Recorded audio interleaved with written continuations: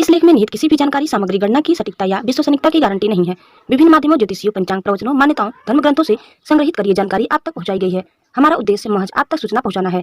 इसके उपयोगकर्ता इसे महज सूचना समझकर ही ले। इसके अतिरिक्त इसके किसी भी उपयोग की जिम्मेदारी स्वयं उपयोगकर्ता की ही रहेगी।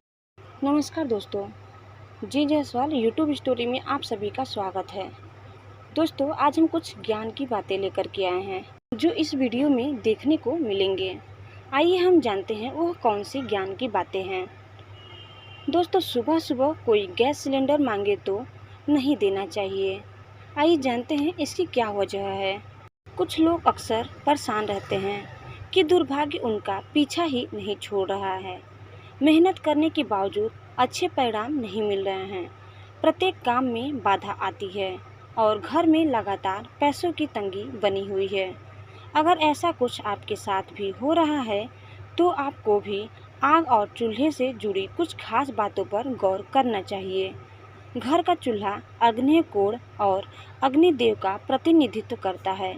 शास्त्रों में अग्निदेव को पंच तत्वों में से एक माना जाता है। वही सनातन धर्म में भी प्रत्येक शुभ कार्य अग्नि देवता की पूजा के साथ ही संपन्न होता है। इसीलिए आपको अपने घर में भी चूल्हे और आग से जुड़ी कुछ मान्यताओं को मानना चाहिए।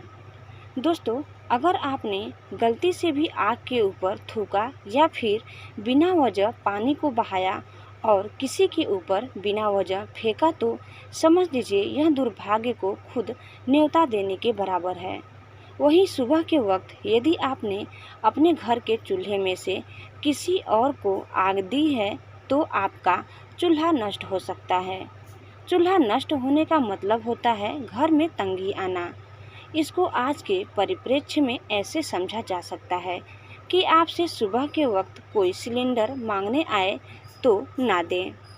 एक बात ध्यान रखने वाली यह है कि कभी भी खाना पकाने के बाद चूल्हे को खाली न छोड़ें। ऐसा करने से आपको आर्थिक तंगी का सामना करना पड़ सकता है। यहाँ तक कि आपकी रसोई में भी खाने की कमी हो सकती है।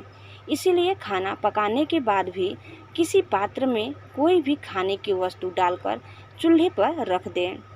अगर आपके घर में प्रकाश की कमी है या फिर चूल्हा किसी ऐसे स्थान पर रखा जाता है जहां अंधेरा रहता है तो समझ लीजिए घर के मुखिया का स्वास्थ्य अक्सर खराब बना रहेगा और किसी लंबी बीमारी से उनकी मृत्यु भी हो सकती है। अगर आपने घर में किसी काम के लिए या फिर किसी त्योहार के सिलसिले में आग जलाई है तो एक बात का ध्यान रखें कि रात के वक्त घर के किसी भी सदस्य को उस आग की राख के पास नहीं सोना चाहिए। ऐसा माना जाता है कि राख के पास नकारात्मक ऊर्जा का संचार होता है जो हानिकारक हो सकता है। अगर आपने गलती से चूल्हे पर खाली पात्र रखा हुआ छोड़ दिया है तो कभी भी आपके घर की उन्नति नहीं होगी। अगर कोई पात्र अचानक से चूल्हे पर से नीचे गिर जाए तो यह घटना शुभ नहीं मानी जाती। अगर गलती से कोई पात्र चूल्हे पर खाली रखा गया तो आशंका है कि जल्दी ही आपके घर में कोई गंभीर रूप से बीमार हो सकता है। ऐसी मान्यताएं हैं। कहा जाता है राख के ऊपर पानी फेंकना या फिर उस पर गंदगी करना बहुत ही गलत माना जाता है। ऐसा करने से भाग्य आपसे रूठ जाता है और आपके बुरे दिन शुरू हो जाते हैं। अग्निदेव का सम्मान करना चाहिए। राख को एक जगह समेटकर सम्मानपूर्वक फेंक देना चाहिए। अगर हवन की अग्नि हो तो जल में प्रवाहित कर दें।